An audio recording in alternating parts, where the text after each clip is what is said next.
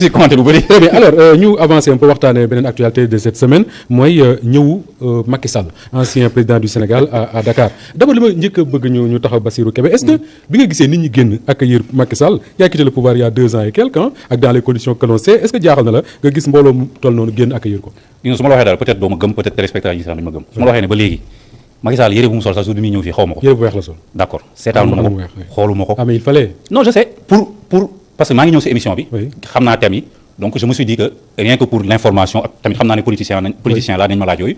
je suis allé Lamine mi ma àndal mën na ko témoigner dama dem xool. visite Macky Sall bi tey laa dem xool lan moo xew. ça ne m'a jamais intéressé. Pourquoi ce choix? Ça ne t'a jamais intéressé? Parce que jour boobu dama ko bañ ba sama réseaux sociaux yi dugguma ci parce que ça ne m'intéressait pas. Sincèrement honnêtement je suis totalement indifférent benn jour mos naa dem ci benn plateau ñu may laaj candidature au loolu laa répondre ba journaliste bëgg ma relancer ma ne kon non ça ne m'intéresse pas ça ne m'intéresse pas mais comprendre naa sa question te am na angle bu mu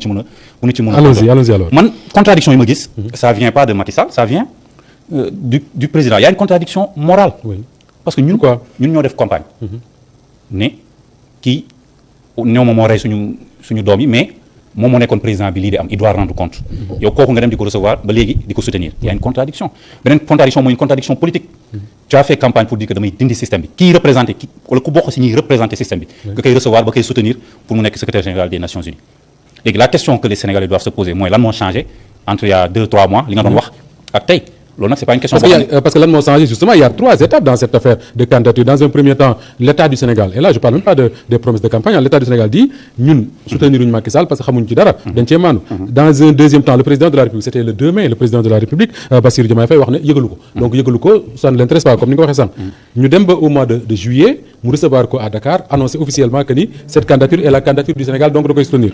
diggante boobu suñu dee xool li fi changé mooy le fait que Ousmane Sonko nekkatul dans le gouvernement. Tout à fait waaw loolu mën nañu ko jàngee noonu man li ma si mën jàng bon nee naa sénégalais bu nekk moo ci war a tontu mais man li ma xalaat en tant que citoyen mooy que peut-être que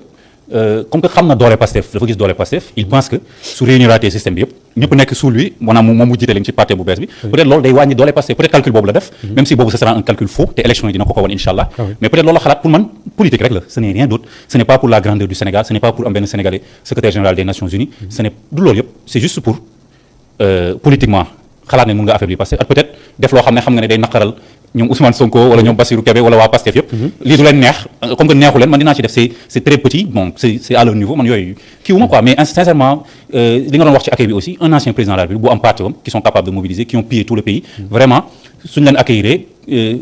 man loolu kii wu ma quoi mais j'ai vu dans les images que les Sénégalais lambda ñu ngi doon doxi seen soxla mais ñi ngay gis xam nga ne ay nit yu ñu fay la pour ñu ñëw accueillir ko loolu c'est tout à fait normal un ancien président loo impopulaire di nga am ay nit yoo xam ne joxoon nga leen liggéey ay nit yoo xam ne yàgg nga leen dimbali ay nit yoo xam ne peut-être bëgg nañ la donc c'est normal ñu accueillir loolu c'est un non événement. D'accord l'autre angle peut-être à traiter dans cette affaire là mooy Macky Sall mi moom lañ fi jiiñ ne moom moo fi def une dette moo fi bàyyi une dette cachée de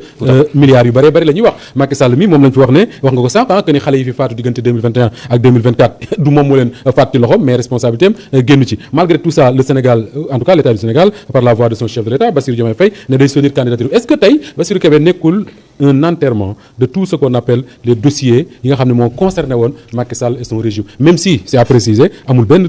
enquête bu ñu tijji contre Macky Sall lui-même. loolu kañ moom li ñu koy waxee way na mbuus xaw ma. loolu enterrement de première classe la. loolu la ñuy woowee enterrement de première classe man affaire justice moom bi ma ci génnee yàgg na j'ai compris depuis des mois que amatuma ci yaakaar que dara du amati. bi ma gisee ñenn gars yi di génn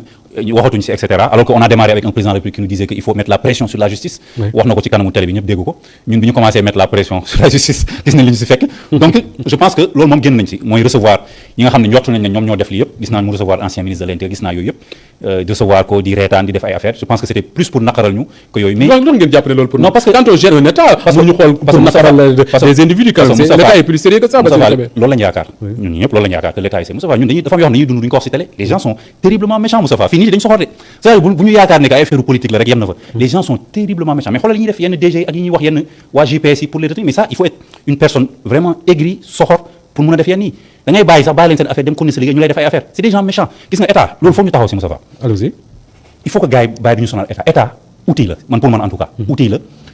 pour organiser sa réew pour développer sa réew en sciences politiques on nous dit que c'est la forme ultime du pouvoir on n'a pas trouvé une meilleure organisation que ça moo tax ñu yem ci mais état c'est pas un mythe il y a des choses il faut les démystifier état Sénégal man liggéey naa SNHLM 22 mois j'ai vu des choses yoo xam ne waxuma la état pour man jardin d'enfants sax kenn waru ko fa def donc il faut qu'on arrête L'État c'est pour servir les citoyens dañuy mystifier ay nit non état président de la république protocole bu bëri bi homme d'état ay homme d'état man xam nga kañ laa commencé am doute sur ñun suñu projet bi ñu ñëwee au pouvoir Quand? quelques mois après mooy bi ma gisee on dit que ñun on est des révolutionnaires on vient on prend des ministres des DG parce qu'ils nous ont présenté des CV jaar naa banque bi daan naa dem rencontre FMI de Washington xaw ma complexe moo njëkk a dugg si laa gisee ne que on aura un problème moi j'ai toujours pensé ça complexe des gens yoo xam ne yow bi ngay xeex bi ngay son loolu ma la sax xeex musuñu sax génn bind benn tweet bu ndaw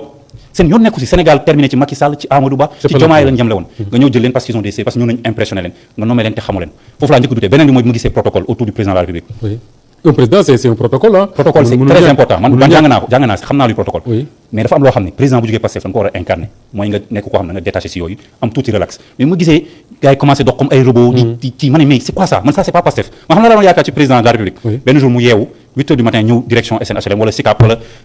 feneen wala Sénélec dem fa taxaw wàcc ne qu'est-ce qu'un président jeune qui sort de ces trucs yooyu ñu leen di gëmloo ay état ni la war def ay waroo wax ak sa TG ay waroo wax ak kii mais c'est des trucs moi je trouve tellement ridicule man chaque fois je vois ay cortège ay affaire man ça me fait rire je trouve ça tellement ridicule que nit waroo gëm yooyu pour yow nit ci jox la respect man président bi fi nekk bi ma koy respecté xalaatu moon ne sax na nekk chef de village j'avais tellement de à la limite j'avais plus de respect pour lui que pour le président Ousmane Sonko parce que moom laa doon fréquenté donc ñun ñi on respecté wuñu la parce que tu es président de la République donc du bi nga nekkee président de la République dañ lay manqué respect mais il faut que nit am hauteur boobu wàcce tuuti sa bopp parce qu'il faut accepter également que cet état là ay secret am ay mitam moo ko yóbbaale on peut pas déshabiller l'état comme ça teg ko ci mbedd bi un président de la République dafa am un protocole dafa am nu muy waxee mais il faut pas être dans l'excès il faut pas être dans l'excès parce que da nga jàpp ne ce qui se passe actuellement on est dans l'excès même ñi ñu ko jàngal li ñuy def nii ci état même ñi ñu ko jàngal tubaab yi defatuñ ko ils ont dépassé ça c'est démodé c'est complètement démodé ñun on est des jeunes waxuñu ne que président bi dafa war a nekk sol shortam toog ci mbedd bi di waxuñu loolu il faut pas exagérer mais il faut pas être loo xam ne Senghor ak Abdou Diouf ñoo ko doon def yow tu reviens tu refais la même chose c'est-à-dire et tu penses que loolu mooy impressionner nit ñi ñun état ça nous impressionne pas état africain yi nan la ñuy impressionner seen ay population si ñaar mooy ci affaire protocole yi génn 100 000 mbootaa taxaw ñu ne waajaa ngi nii waaw ak beneen bi mooy ay affaire xaalis ak wane ne que dañ même ñun suñu génération yooyu ça nous impressionne pas au contraire on trouve ça super hyper ridicule donc il faut pas se ridiculiser il faut revenir sur terre moyens yi nga am yëpp sénégalais ñoo la ko jox y a des sénégalais yoo xam ne suñu ndékkee duñu añ suñu añee duñu reer ñooñu nga war a xalaat réduire affaire yi toppatoo liggéey bi sooy dàq ay DG parce que neexuñu li ñuy wax ne d'accord mais soo leen di tànnal ay successeurs ngir yàlla teg fa au moins ñoo xam ne am nañ probité te am nañ xam-xam justement Bassirou est-ce que Sénégal loolu du suñu problème je dis pas de ce qui je parle pas de ce qui de li nga xam ne mooy xew actuellement mooy buñ ne dañuy nommé ku nekk indi CV boo xam ne day gudd comme sama loxo bi le lu ci nekk ñu bind ko ci jaar naa fi mais bu ñu leen nommé à l'épreuve on se rend compte que ne duñu waaja est-ce que loolu du problème mu Sénégal plutôt que protocole ak yu kenn xamul le problème du choix des hommes et des profils yi nga xam ne ñoom la ñuy tànn à certains niveaux de responsabilité. à la forme et le fond li ma doon wax ci protocole c'est la forme effectivement mais c'est pas le plus important. effectivement le plus important yow loolu bokk na ci c'est le choix xam nga man ñun dañu waxoon dans notre programme. pour certains postes je précise dañuy def appel à candidature. man ARTP ñu ngi koy def waaw non c'est normal parce que certains postes qui demandent de la technicité et cetera peut-être que loolu c'est normal même si am na postes yu xam ne suñu doon def appel à candidature waa Pastef mën nañu ko yor ki nekk ARTP il dirige la ARTP très bien donc loolu am solo mais man dama gëmoon ne que loolu soo waxee nañ naan politiciens yi ils veulent s'accaparer tous les postes man dama gëm ne que ñi xeex foofu nga war a tànni en priorité waxuma ne que yeneen Sénégalais yi kenn waru leen jox ay postes on doit leur donner des postes mais ñi xeex mënoo dans un pays xeex ak ay nit ñi nga xeex am na ay cadres am na ñu am xam-xam nga falu ne non ñooñu mënul nekk dama leen di dindi dem jëli ay technocrates ñoo xam ne yow bi ngay xeexal sa réew nekk loolu amul quand tu parles aux États-Unis qu'est-ce qu'on dit administration Biden administration Trump foofu soo bokkee administration Biden Trump a gagné on te laisse 2 mois entre novembre janvier préparer nga say bagages loolu mooy la dignité faire ses caisses comme on dit loolu mooy la dignité loolu lañu war a am léegi nag ça veut pas dire que yenn postes yi tu ne peux pas faire appel à candidature pour Sénégalais yépp nga xam ne mosuñu la saaga wala mosuñu wax lu bon si yow si sa mouvement wala ci li nga gëm pour Sénégal nga indi leen truc mais mënoo jël koo xam ne yow bi la nit si di xeexal moom mi ngi fee di la xas su sañoon doo mën sa nekk président nga jël ko teg ko ci kaw je parle en général je parle pas de la société parce que man les postes là ne m'intéressent pas mais dama lay wax rek loolu c'est tout à fait normal politiciens yi ñëpp ñu ay vauriens wala ay nit yu tekk non à Pastef y a des gens yoo xam ne ñenn ñi ngi si aéronautique da ngay dem Airbus gis leen fa ñenn ñi ay médecins lañ chirurgien tey jii ku si amoon problème si ñun yàlla na yéex ñooy ibbi sa xol opéré ko ñooñu mënoo ñoo ne amuñu xam-xam parce que dañuy def la politique ñoom ñi dul def politique rek ñoo am xam-xam ñi def politique amuñu xam non y a des gens intelligents cadres yu organisés yoo xam ne am na ñoo xam ne peut-être seen xam-xam eggul fu sori mais gëm nañ projet bi da nga leen di mettre foo xam ne mën nañ ko gérer à leur niveau. est-ce que da nga ñu bëgg a wax par là que ni la meilleure façon de faire n'est pas doo exclure appel à candidature mais ne su fekkee ne mën naa koo am ci samay ñooñ je préfère jël ci ñooñu su fekkee mënuma ko fa am ma jël ko ailleurs. c'est wala loolu la. loolu nga wax wala y a des postes qui demandent peut-être extrême technicité. xaw ma je n'ai pas un exemple mais par exemple. mais su technicité boobu amee ci ñi nga àndaloon mais. effectivement tey jii soo nekkoon si réew boo xam ne peut-être dafa am ay centrales nucléaires. je donne juste un exemple comme ça nga ne directeur centrale nucléaire doo jël Bassirou Kébé juste parce que dafa xeex ci combat bi parce que xamu ci dara. même s'il y a beaucoup de postes, il faut le dire, il faut pas qu'on ait ce complexe là. Il y a beaucoup de postes management là. On n'a même pas besoin que nga xam yenn affaire. Par exemple damay joxe benn exemple. Peut-être gars yi nañu ma mere tuuti mais directeur d'hôpital.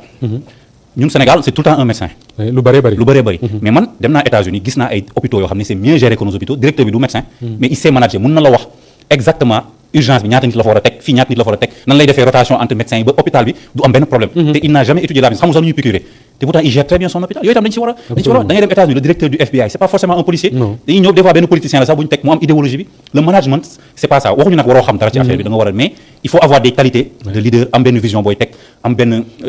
nooy nit mën a nommer mën a boo ñëwee fii Sénégal c'est pas les journalistes qui sont les meilleurs gestionnaires de groupe. exactement groupe de presse yi mën na nekk nag ça exactement xam nga mën nga bañ nekk journaliste gérer groupe de presse de manière absolument mais su fekkee da nga aay ba pare mën gérer ba pare nekkaale journaliste c'est un plus c'est encore mieux c'est un plus d'accord loolu la alors ñu wax ci leneen muy actuellement Assemblée nationale mi ngi ci ay liggéeyam mais dama bëgg ñu taxaw ci